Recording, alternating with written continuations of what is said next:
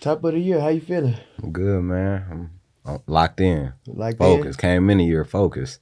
Focus. So how was 2023 for you? It was straight. It was slow. You know what I mean? It was slow. Shit. As far as like fight wise, in general, or just life. in general, I was all over the place. All over the You know place. what I mean? I was all over the place. And we're gonna do a check-in first. I want to know how you feeling mentally right now. Scale of 1 to 10, 10 being the highest. I'm probably about a 10. 10? Oh yeah, that's good. Okay. I came into the new year, you know what I mean, locked in. So right. Ain't nothing changed. Physically, I say probably about 7. 7? 7. You know. Okay. I'm working though. Okay. I'm working. Okay. Yeah. You back training? Yeah. I'm always training. It don't stop. Year round? It don't stop, bro. Dang, that's crazy. 2-3 times a day. 2-3 times? Yeah. That shit don't stop.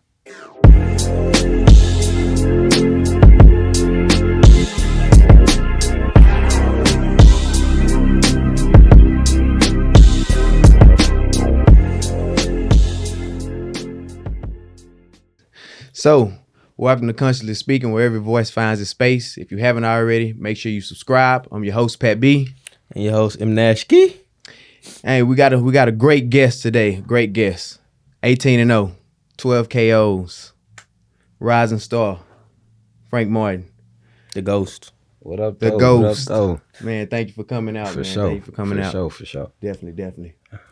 So, the first thing I want to talk about is the genesis of Frank Martin. Detroit, went back and forth, Indianapolis. I read that, your mother's side was very athletic, into sports. Dad's side was into the streets. So with that, you had some choices. So what was that upcoming like? It was really like being in the middle, being in the mix. You know, like when I was a little younger, it was more like I had that street side in me. I wasn't in the sports, none of that. So I was in the guns and hanging with the wrong people, the wrong crowd, hanging with the wrong crowd. And I ended up getting into sports, like focus in the sports a little later, probably like I ain't really tap in and get focused probably to my like sophomore year. Yeah.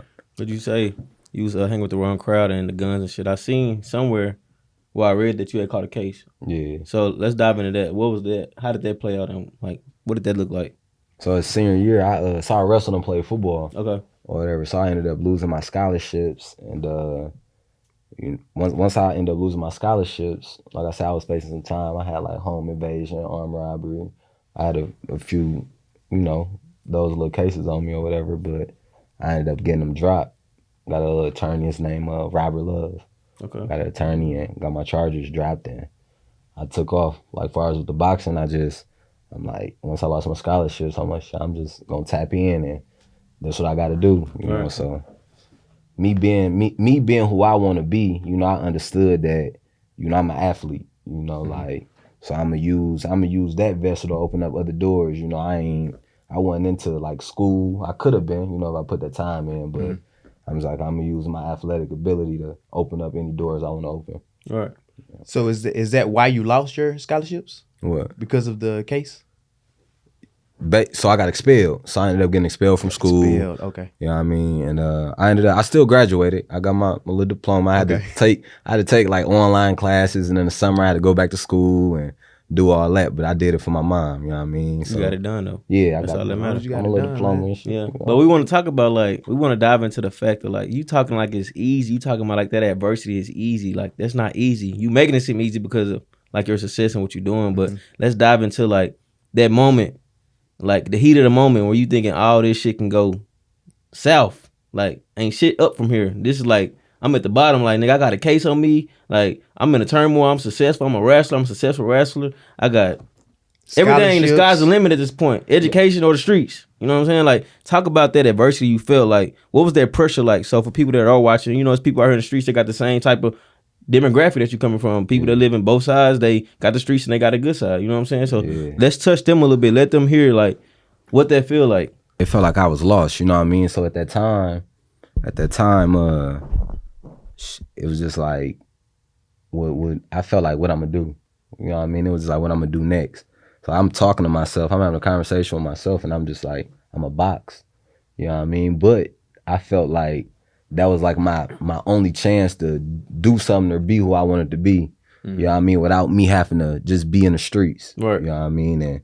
And just fully live that street life, you know. So I'm just like, I'm gonna just give my all to the boxing, and you know, everybody else can have that. Right. Before you start boxing though, you was like fighting heavy in the streets though. Yeah. You know what I'm saying? So like fighting comes from anger. Like fighting comes from like something deep inside. So I wanna see like what fueled you to just be like, nigga, I'm finna, like whoever got that smoke on the street, we finna, it's up. Like I'm just saying like what fueled that? Like what fueled that inside you to be like, nigga, it's whatever, it's on sight. Cause some people won't fight, some people not controversial. You know what I'm saying? But it's a different type of dude. Like it's really in you. You took it from the streets to the ring, but I'm saying in the streets it was different. Like it gotta be in your head. Like, nigga, you fuck with me, I'm finna put these hands in your face. Like, you know what I'm saying? So like what fueled that? Was it anger? Like was it insecurity? It wasn't. You know, a lot of motherfuckers back in the got little man syndrome. That's what I'm saying. Like the insecurity, like what is it? It was just shit. I used to like to fight. Right. Yeah, I mean, like we'd be at a party or something, and you know, like if it was any problems, like I usually get geeked up. Right. You know? I was supposed to box. Like I was supposed to be a fighter. Like when I used to like do the little street fighting, like it was more like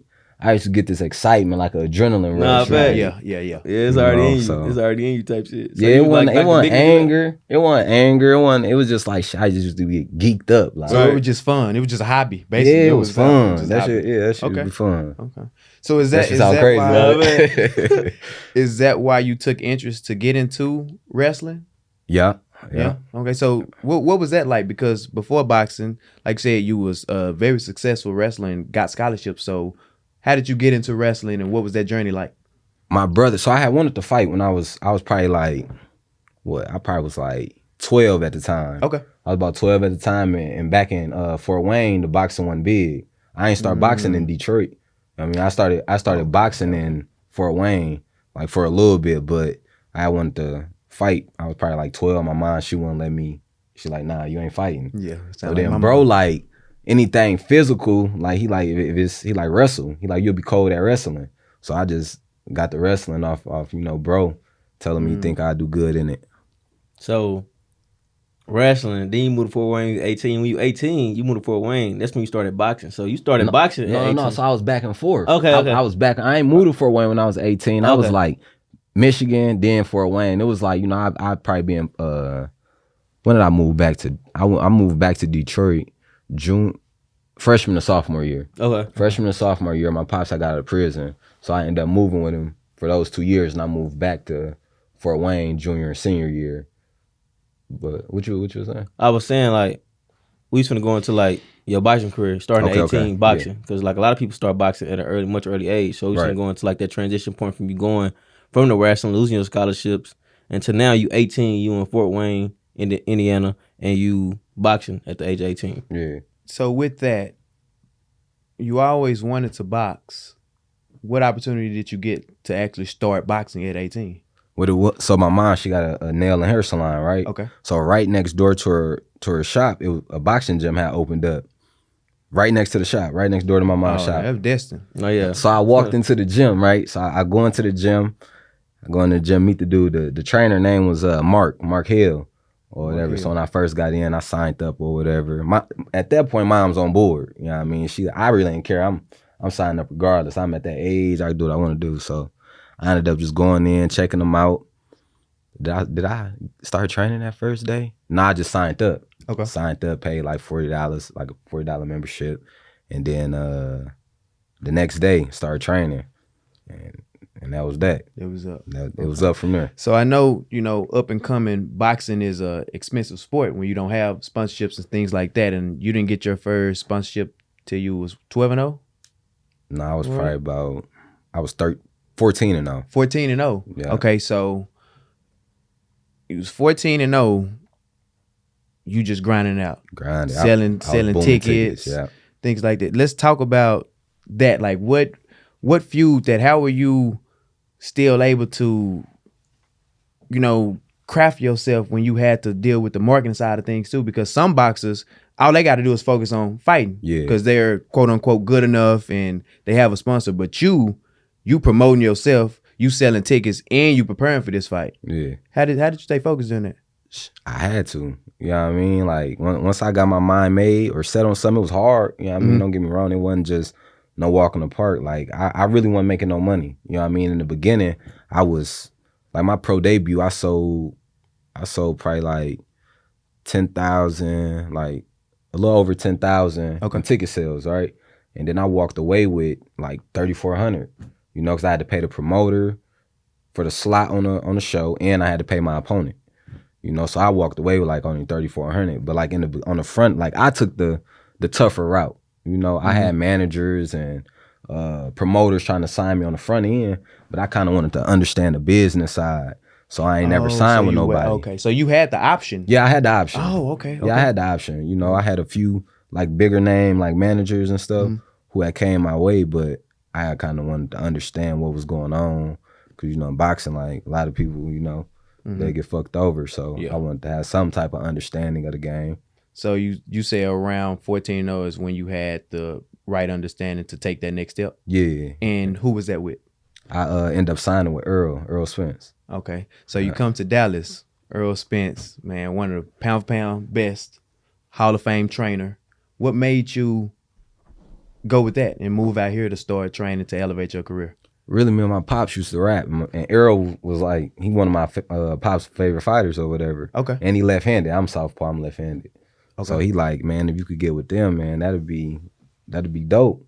You know, and then my cousin, Jalen Smith, played for the Cowboys. Jalen and Ryan Smith played for the Cowboys or whatever. So I told Jalen, man, him sat down and we kind of wrapped it out. He was asking me basically like, who would I want to train with and all that. So I ended up running into him. We went to EJ fight when he fought at the Star when he fought Ocampo. Oh yeah, okay, I remember that. We went to that fight, and then like before the fight, you know, we ran into each other, made our introductions and everything, and it was up from there. It was up from there. Yeah, it was up. Damn, that's crazy. That's live. So I know your pop's probably happy as hell. He's like, that's the guy. Like, I mean, your pop's like, hey, I like Earl, which I like Earl too. I'm an Earl fan. I'm your fan too. You know what I'm saying? I support the boxing sport. So I definitely want to know what that experience was like when you meet somebody that your pops look up to, that you possibly look up to as well in the sport, and you beat them on your first time. What was that like? Shit, it was dope. It was dope. Like I done met people, but it was different though. Like I done met football players. I done met a lot of people, rappers. It was different though when I met E. You know what I mean? Because he in my field. You know, he's top dog. So it was just like different. I'm like, damn, I shook his hand and shit. So I'm like, damn, the feeling was crazy. You know, so it was a good feeling. So what was that first day in the gym like when all the shit got done and y'all went to the gym and y'all got that work and you like, now I'm actually here. I'm in the gym with Earl and Derrick James. Like I'm in here really training. Like this is my reality. That's what's crazy about like this my reality. Those are like top of the top in their field. So I know that was a different experience for you. It was just like I was trying to do everything perfect, right? But I was fucking up. You hear me? Like it's like I was doing everything wrong. You know what I mean? Like so. Like when I first came, I was really going off athleticism, a lot of my natural athleticism. So when I got with Derrick, you know, he broke everything down, and it's really a science to this. Yeah, you know. So man, he broke everything down, slowed me down. Far sometimes I used to move too fast, or you know, just ain't understand certain stuff. So getting with him, man, it kind of just slowed everything down, and he helped you understand why you doing everything you doing. Okay. But when I first came, bro, I was all over the place. You was ready to knock some shit out. Man, what? So how many years have you been with them now? Like 3. Like 3? Okay. Yeah, and it's been going good? Yeah, everything's solid. Everything's solid? Yeah. Okay. And I wanna jump into another space. I heard you bring up your father a couple times, and you say you moved back with him once he got out of jail. So what was that experience growing up, you know, without a father in the household? I mean, it was, I felt like at the time he went to prison was the time that I needed that father figure the most, you know, because that was around the time where I was, you know, I was trying to find out who I was, you know what I mean? So I'm experimenting, I'm doing all kind of stuff trying to see, like, who is you, you know? So him being jammed up, man, it was cool. I talked to him and stuff always on the phone. But it's different though. When he ain't in your presence, you do what you want to do. You know, your pop's gonna be on you. Facts. You know, so him not being around, you know, it gave me that leeway. I could do what I want to do. Mom, she ain't really like too much tripping on nothing. So pops, man, he with him not being there though, it kind of made me a little rougher. Okay. Yeah. Did you have any male figures that tried to, you know, guide you? My brother, I say my brother, but my brother was in the streets though, you know, and I was looking up to my brother, you know, so it was like, but he was never the type of brother who wanted me like To be in like the him? streets. Yeah. You know, so he always tried to veer me away from that, but you know, it was just something that was just, it was there. Yeah. You know, it was just there. How's he doing? Oh, he good. He good. Is he out here or he's He in Arizona. in Arizona? Yeah, AZ. Y'all been to AZ? I ain't never been. Nah, to I ain't AZ. never. I want to Hey, go though. Like how you say wanna- that H, you gotta go to that. Yeah, I I mean, you gotta go to gotta AZ. I Yeah. gotta go to the Yeah, AZ. AZ like that. I heard AZ like that for real though. Yeah, it's I like heard that too. I want to go. It's like that for sure. I gotta go to AZ. Scottsdale. That's where it is. Scottsdale. Yeah, That's, Scottsdale. that's Yeah. it. I Right gotta there. hit the Scottsdale. Scottsky. Scottsdale. It's like that. Okay, so you with Earl, you with Derrick James. Of course, that's probably the last 10 years that probably been the biggest fight, Earl and Bud. You know, it was a shocking ending, and a lot of people, you know, they have their critiques about it. Like, how do you feel about the ending result, knowing that you were training with him and the hard work and dedication that he put into this fight? I just feel that he wasn't 100% himself. Okay. You know, so with him not being 100% himself, you know, I definitely want to see with him being healthy what he could do. You know, I know with them weight cuts, my last fight, you know, I cut a crazy amount of weight, you know, so I know how I feel to not have that juice, you know, like what sports y'all play? Track, basketball, football. Played football and baseball. All right, you know, like in a football game or track, right? You might, what you run? The 1600. 1600, so you doing distance. I'm 200, man. All right, so you at a game, right? And y'all just have a off day. You know, as athletes, we all gonna have those off days. Or if you got an injury, you just can't perform your best ability. So, man, it hurt to see it. You know, especially training with him and everything and knowing him, it hurt to see it. But I want to see what he gonna do being healthy. You know, I feel like it'll be a different result. You know, that weight, he been at 147 his whole career. Yeah. He ain't move up or nothing, you know, so you know, I would like to see him heavier, comfortable. Facts. I definitely agree with that. So, like, you know, I think he posted some on Instagram. He had the eye surgery and stuff. He had a lot of stuff going on with him. He ain't been posting enough. He been like ducked off. He in that mode, or you think he just trying to relax until like? No, he in mode. He in mode. You know, he in mode. You know, he working. Yeah, that's he what I ready like to to get back. He ready to get back in there. That's definitely what I like to He hear. definitely want his get back. Nah, so, he definitely got to get his get back. Yeah, he definitely. You think that want rematch gonna happen though? it. Yeah. The rematch Yeah. gonna happen? Yeah, I think it's gonna happen. Okay. Might probably not when everybody wanted it to happen, but it's gonna happen. Yeah. Right. Well, that fight ain't happen when everybody wanted it to happen. So You know. long as it happens. Sometimes that's how I go though. Every Yeah, fight yeah, ain't sure. gonna just happen, you know. Like I had a fight that ain't happen. It's gonna happen though. That's a career fight. Oh, That's it's what I'm gonna talking about. happen. So what happened? Let's talk about that because you know I like boxing. You know what I'm saying? Yeah. I feed off that. I bet into that. You know what I'm saying? I get my blood going off that boxing shit. I ain't gonna lie. So. You know, niggas on that Twitter shit talking like, yeah, he's scared. I'm like, They nigga, my talking nigga ain't crazy. scared. Like, nigga had sent me a DM, cause I know EJ now, you know what I'm saying? So they sent me a DM. They're like, man, what's up with your boy? That nigga ain't fighting. I'm like, shit, maybe something. The money gotta be a reason, cause my nigga ain't gonna run for no fight. Yeah, Like, yeah. nigga in Dallas, he training. Like, nigga, ain't no nigga coming out of Dallas Yeah. running for no fight. Like, that shit Yeah. unheard of. So I definitely want to hear your side of that shit, cause I'm tired of niggas talking about that shit. So look, so what it was the fight, the money. Right. Yeah, I mean, like they tried to offer me the same amount of money for a title. They tried to offer the dude he fought before me, fought for the same amount of money they was trying to get me. Damn. You know what I mean? They weren't trying to give me $1 million, you know? And then Right. what I asked for wasn't nothing that like I'm trying to bust their head or even outprice myself. Right. You know, for that type of fight, I want to go, especially too, I'm taking all the risks, you know what I mean? Far as I'm going on that network, I'm fighting the judges. I'm fighting a whole lot of different people besides the fight. Right. You know, so it was mainly just like, let me be at least comfortable with my money. So when I do get in there, I can just fuck him up. I know my money right. I don't want to go in and I'm just at a disadvantage in every area possible. Right. That's my mental ain't gonna be right. No, facts. You know, so it was more about me knowing who I am. I ain't finna put myself, you know, on the back end and know my mind ain't gonna be right. Facts. So is that that's the money is the main reason why the fight didn't happen? Yeah. So are you saying that if the money right, it's gonna happen. It's gonna happen. Yeah, that's it. Just the money. Yeah, that money got to be right, especially, you know what I mean. Like for a fight like that, think about Broden. He didn't want to got to fight a whole he done fought some good fighters, right? But you didn't want to got to get your M's. You didn't got to eat right without having to fight like somebody who really like coming like that, you know. So like with that fight, they just, you know, they should have just got me right. You know what I mean? On what I wanted. That would have been that. The fight would have happened. Easy win?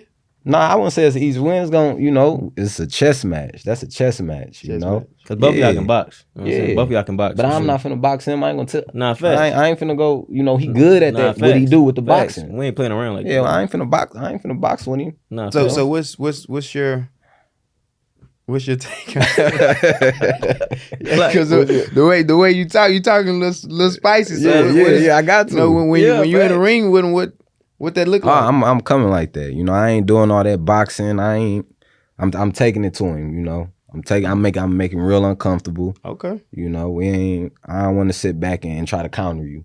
You know, because that's what they think they gonna beat me on, a counter game, and think I'm finna be right there and trying to exchange with him and countering. Nah, we ain't gonna even fight that type of style.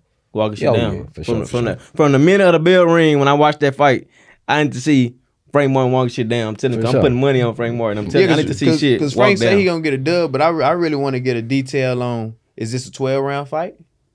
Is this a knockout? Is this a split decision? You not really. I don't know. It could go. It could go either way. It could go the distance. It could go, you know, a man down. Either or, distance or a man down. Hello. Distance or a man down, but it ends with a dub by you. Oh yeah, for sure. Hello. Okay. Question: toughest fight so far? My toughest fight, I say my toughest fight, Jackson Marinez. Okay, and what made that the toughest for you?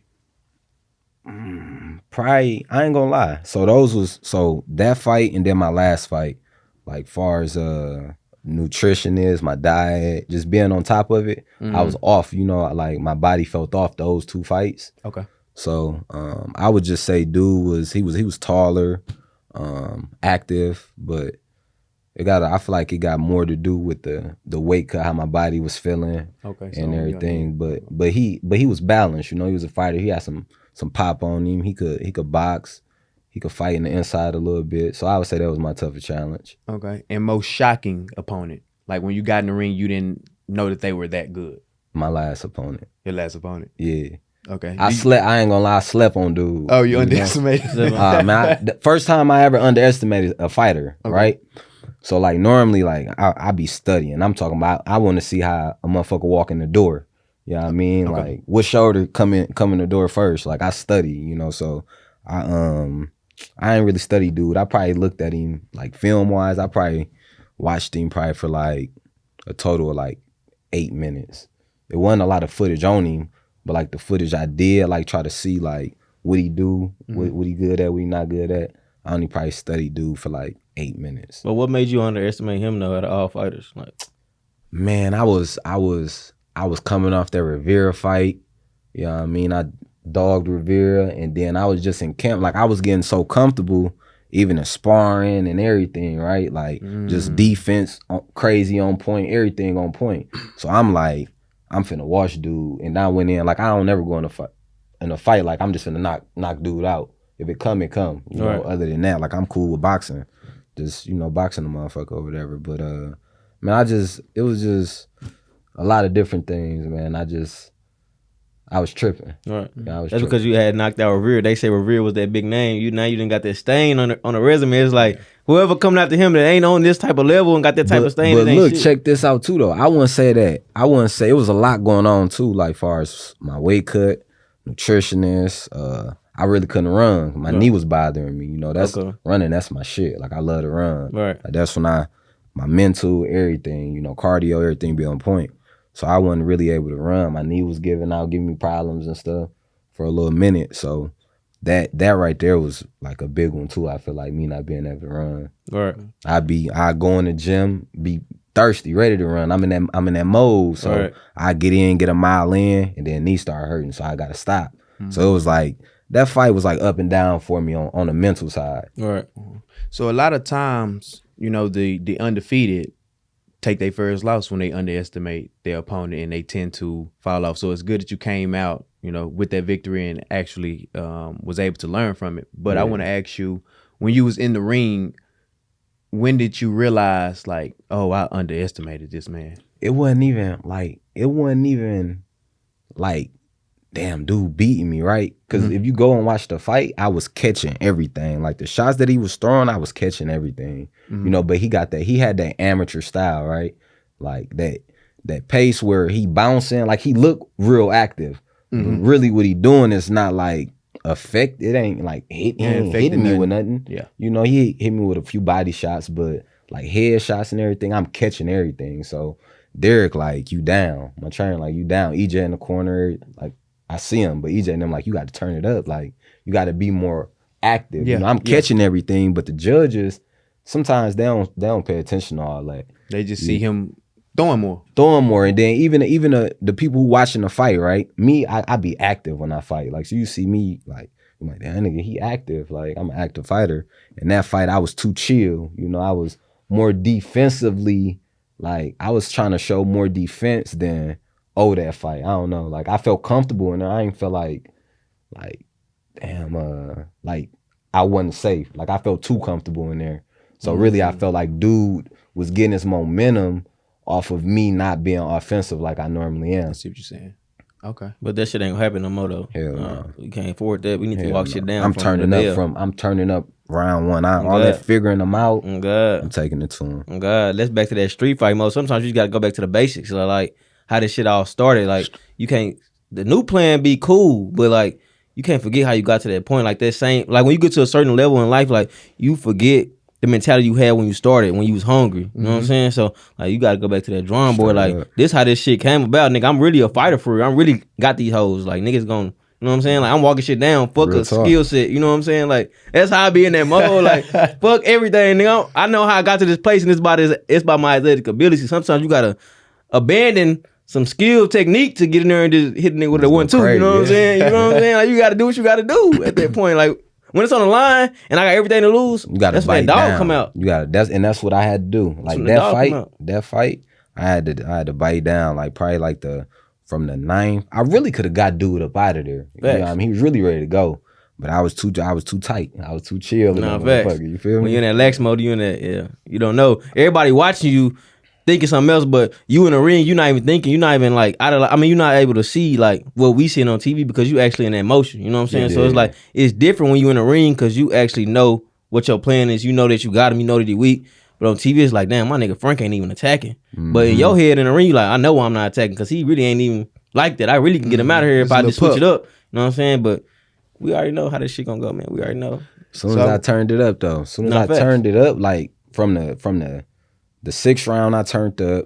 From the 9th to the 12th, I turned up. Like I showed the separation. Like when I turn up, what it is. Like, but that's how I gotta start it off like that. You know, for round you got a lot of criticism about that fight, and they were saying that you wasn't as good as you really are. Like, how you feel about that? That's cool. You know what I mean? Because I done got better since that fight. You know, I feel like every fight.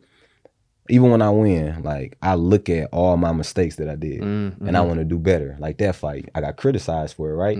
So I really got something for him this next fight. You know what I mean? Like I've been working, I've been in the lab, so I'm ready to show something. So who this next fight? Man.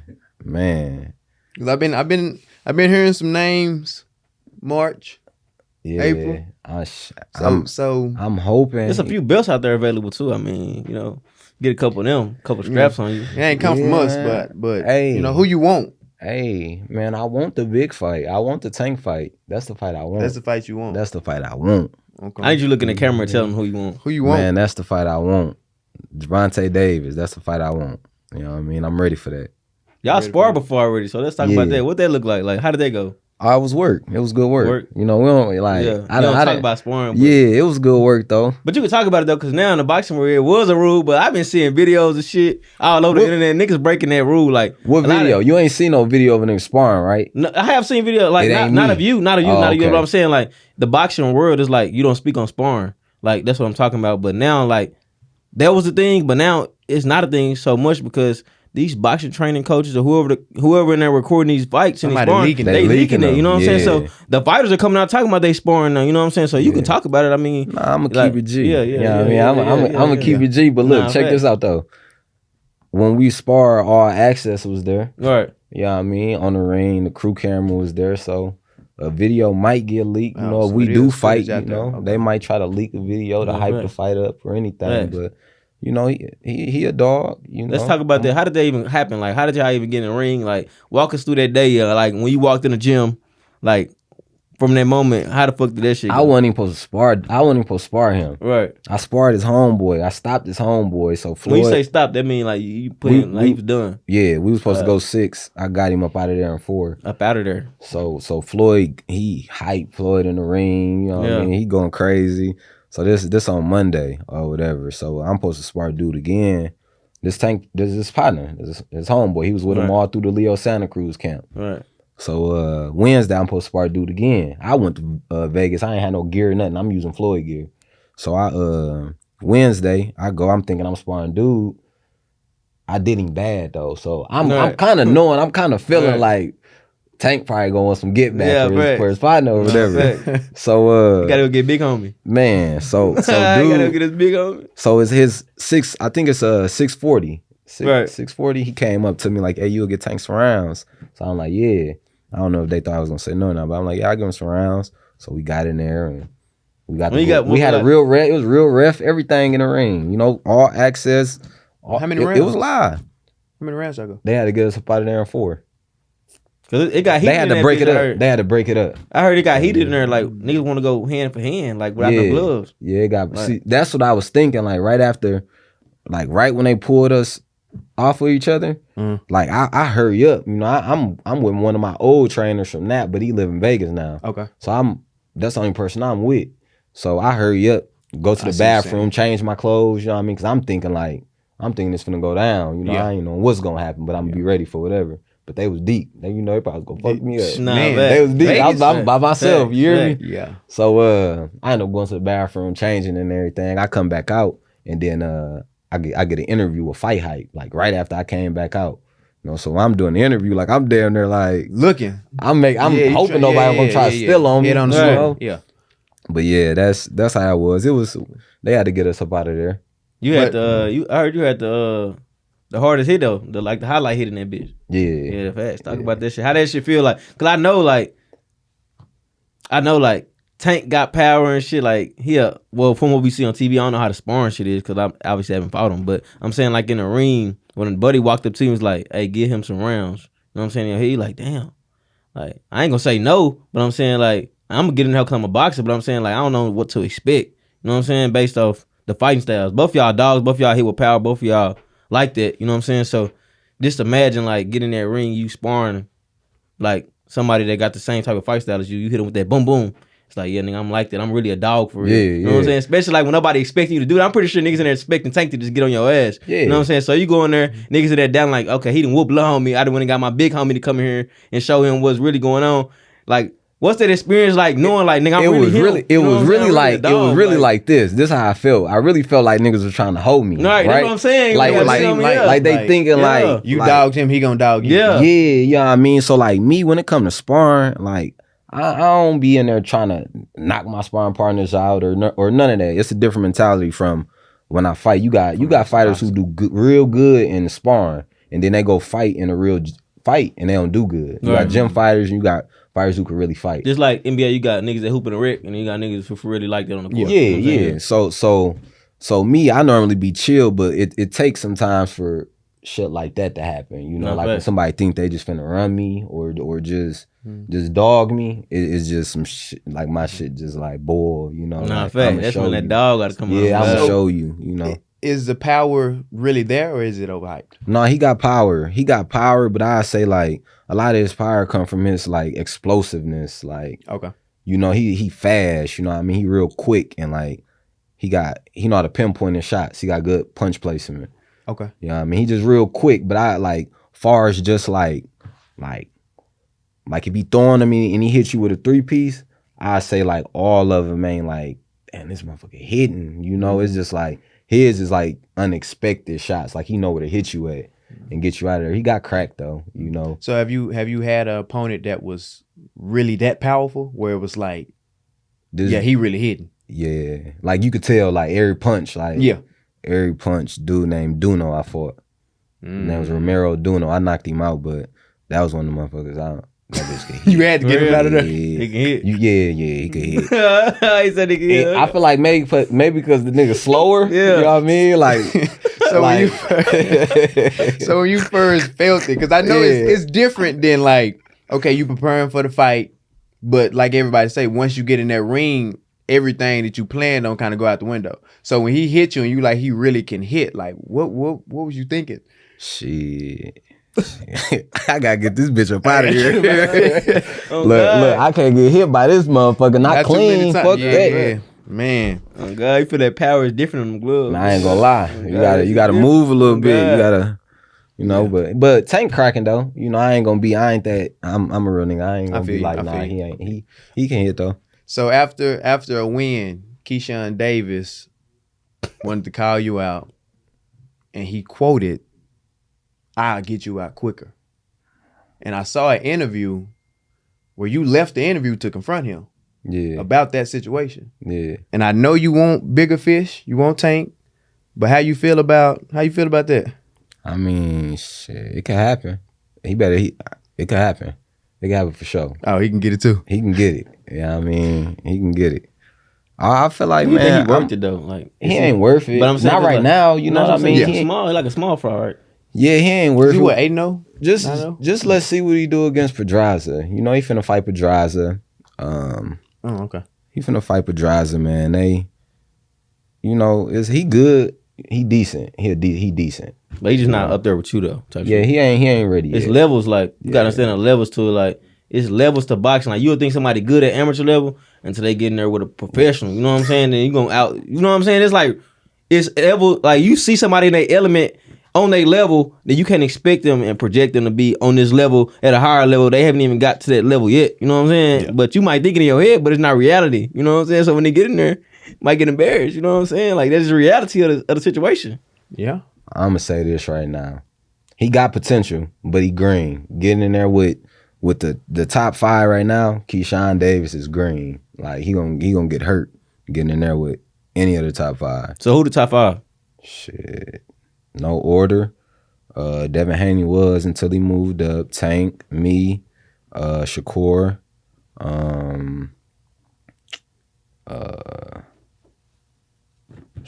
I say that. Respect.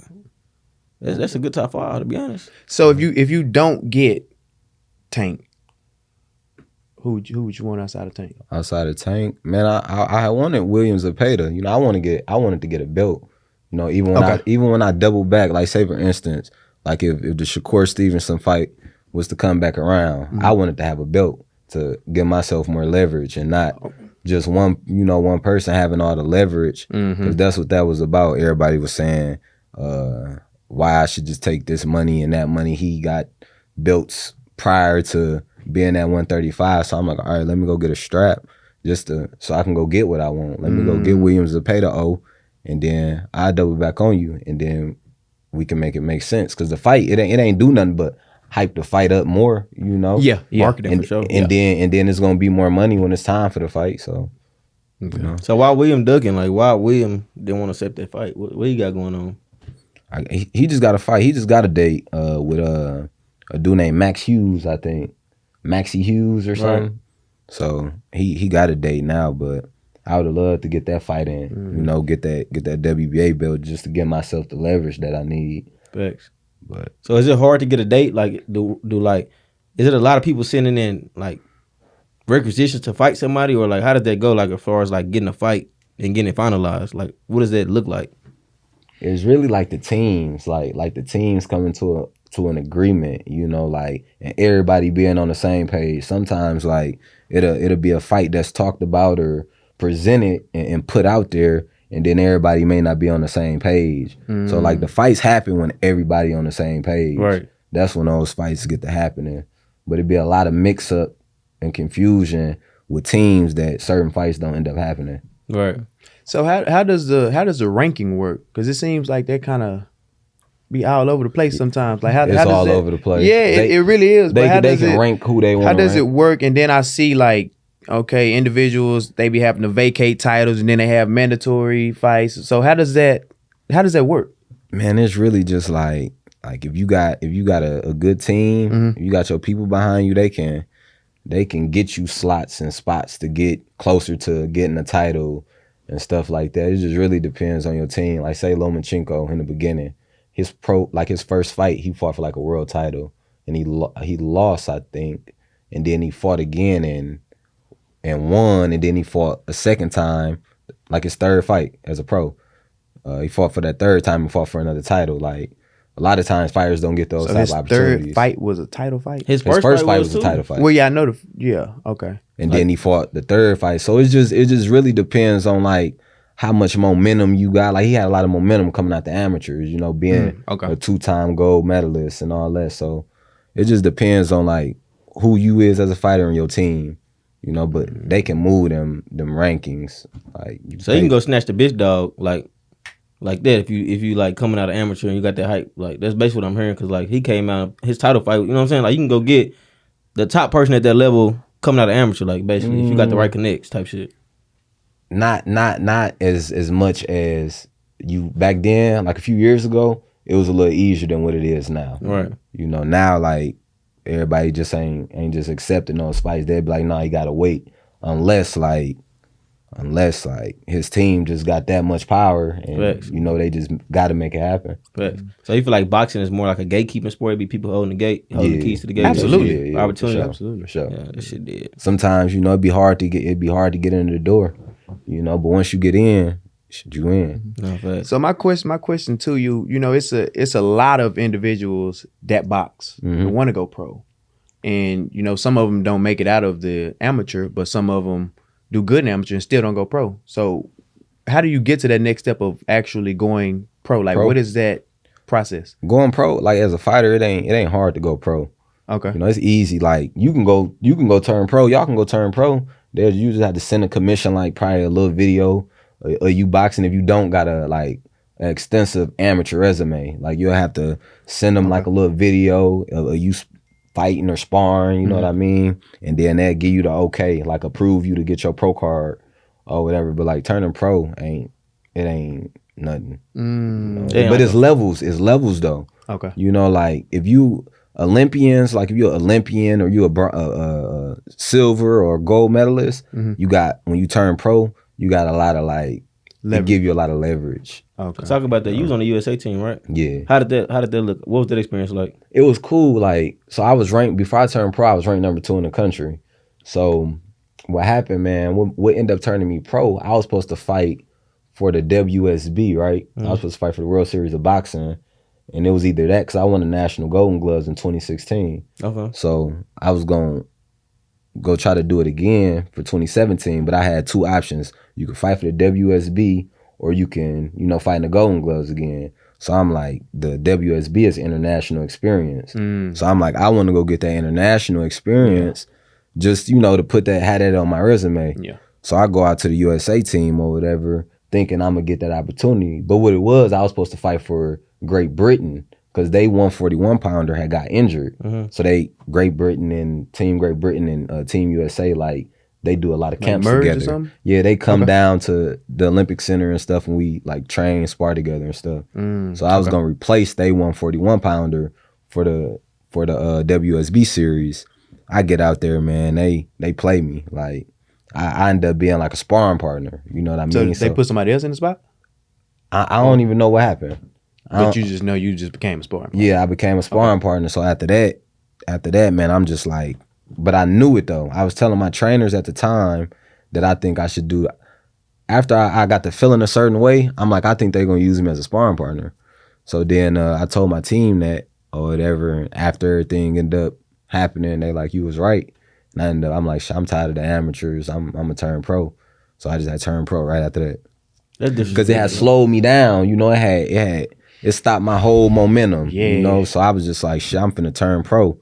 And I ended up just turning pro after that whole little situation. Okay. That like fueled you to go pro, like that fueled you more, like that put that fire in your ass. Like I feel kind of played and disrespected. When somebody feel played and disrespected, they don't do nothing but like fuel them to go to the where they want to do in their original mind. Because you already want to go pro, like eventually, but now it's like I'm disrespected. I feel played. My time has been wasted. Well, it's not been wasted because you learned this and experience, but it's like this is not what I came out here for. Yeah. It's not what I came to do. So let me go ahead and do what I need to do and want to do, so I can go and go to the next level. Yeah, it was I felt played for sure, but it was one of them things like it's like anything. They had their picks already Right. on who they want to be their number one and whatever it may be. Like I just would have respected they would just kept it real on what it was. Cause I feel like when I got out there, I feel like what happened, something happened, man. I forget what happened I don't even remember what they told me when they said like I wasn't gonna be able to fight in the WSB. And I ended up just leaving. I ended up leaving from out there, went back to the crib, and I just turned pro ASAP because the amateurs it's political just like the pros. Right. Like They got their favorites. Yeah. From the youth to because you got the youth team and then you got the open, you know, like the elite fighters. So Right. you know, it was one of those things. I was just like I wasn't finna wait another year or none of that for that to come back around, for that golden gloves or any of that to come back around. So I was just like, I'm turning pro. And you know, when you did turn pro, was it difficult to get those fights? In the beginning, you know, I was getting fights, but the shows kept getting canceled because I was just on local shows. I didn't start fighting on TV, like real TV until my 14th fight. Till your 14th fight. Yeah, like even when my first fighting with EJ, I fought on that when he fought Danny Garcia. But I was the opening fight. Oh, the very first fight. The very first fight, right? It's like 3, huh? Huh? It's like early in the day. It was Like early. 3, yeah. I fought at like 1. Damn. It probably was like 1. Damn. So I fought early, right? So that ain't get no TV exposure. And at this time, I'm 12-0. And then my next fight, I fought for the next fight I fought Jerry Perez. It was COVID though. It was COVID around that time.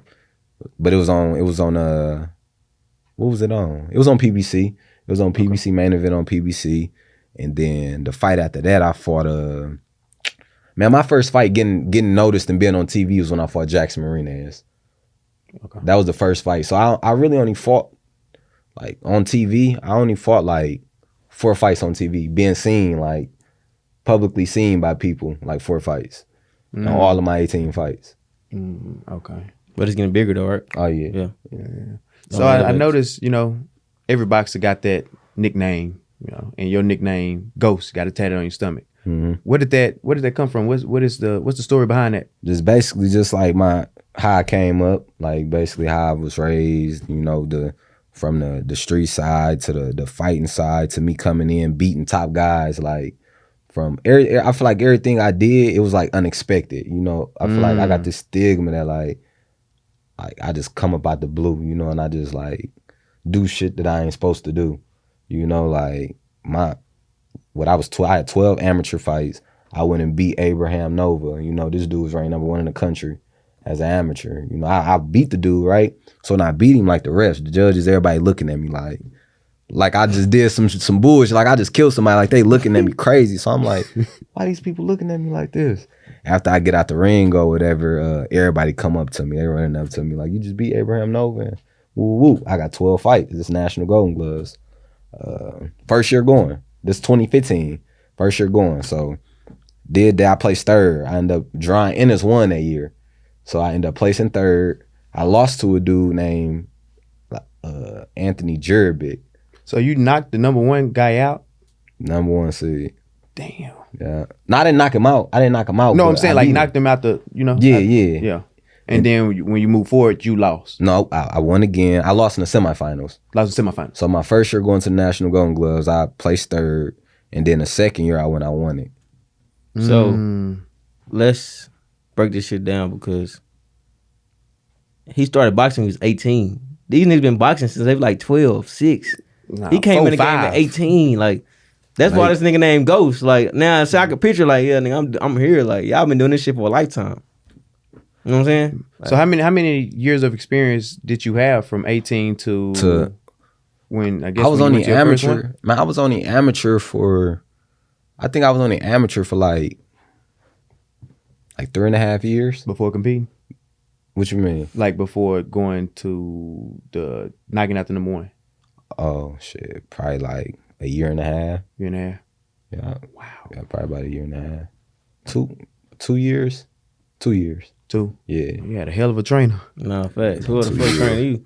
That shit Yeah, crazy. Nah, hell but of a my trainer. first time meeting Frank, we was at the Errol Spence press conference after he fought at the Cowboy Stadium. That's when I was with EJ Derrick. Oh, Derrick's yeah, son. yeah. And before I even got introduced to Frank, the little reporter dude, he's walking past us, but he was talking to his other partner. I'm just listening, like, this who the real problem is. Right here, this who they need to be interviewing. He's talking about Frank. I'm looking at who the fuck is this nigga talking about? I thought he talking about Earl, because Earl doing a press conference and he talking shit.